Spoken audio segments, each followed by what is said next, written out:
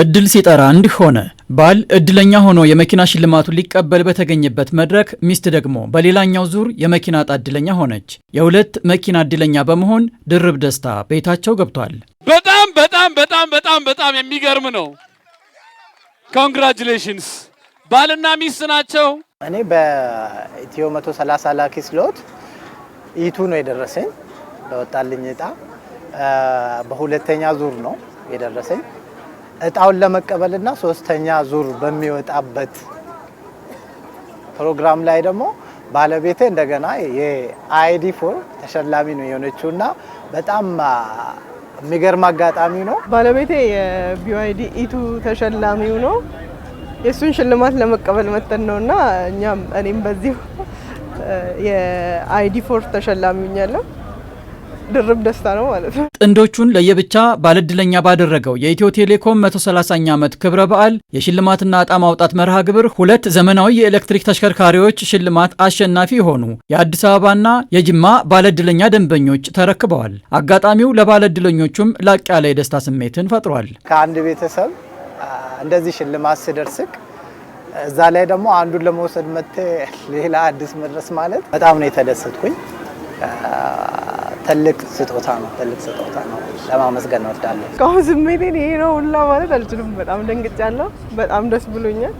እግዚአብሔር ክብሩን ይሰጥ። ሌላ ምንም ማለት አልችልም። ያሸነፍኩት BYD ሆኖ በ130 ፕሮሞ በጣም ደስ ብሎኛል።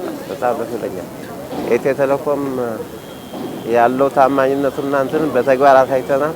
ደስ ብሎኛል። ኢትዮ ቴሌኮም ከመስከረም 12 ቀን 2017 ዓ.ም ጀምሮ ባዘጋጀው የኢትዮ 130 ሜጋ ፕሮሞና ኢትዮ 131 ላኪ ስሎት ሽልማት መርሃ ግብር ልዩ ሽልማቶችን ተደራሽ ሲያደርግ የቆየ ሲሆን ዛሬም ተጨማሪ 6 ዘመናዊ መኪኖችን የሽልማት ዕጣ ማውጣት ስነ ስርዓት አከናውኗል። የዛሬው ዕለት ኢትዮ ቴሌኮም የ130 ዓመት ክብረ በዓሉን በማስመልከት የአብሮነት ልዩ ስጦታ አዘጋጅቶ ነበረ።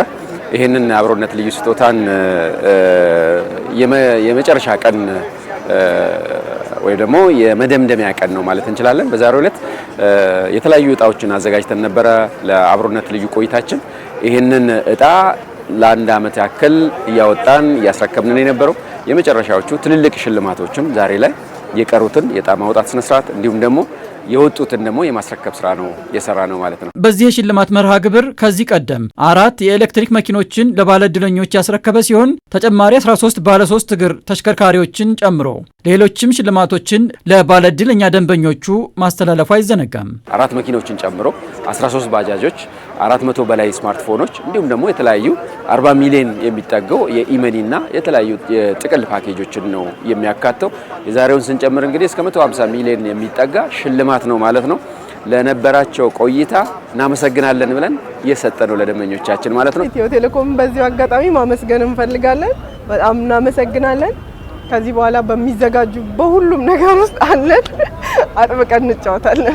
እንዲህ አይነት የሽልማት ሂደቶች ደንበኞች የእድል በርን እንዳንኳኩ ምቹ ሁኔታን ከመፍጠር ባለፈ የደንበኞችን የዲጂታል እውቀት በማሳደግ ረገድ ሚናው የጎላ ይሆናል። ኢትዮ ቴሌኮም በቀጣይም ደንበኞቹን ተሸላሚ የሚያደርገውን ቴሌፕሌይ የተሰኘ የሽልማት መርሃ ግብሩን የሚያስቀጥል መሆኑንም አሳውቋል።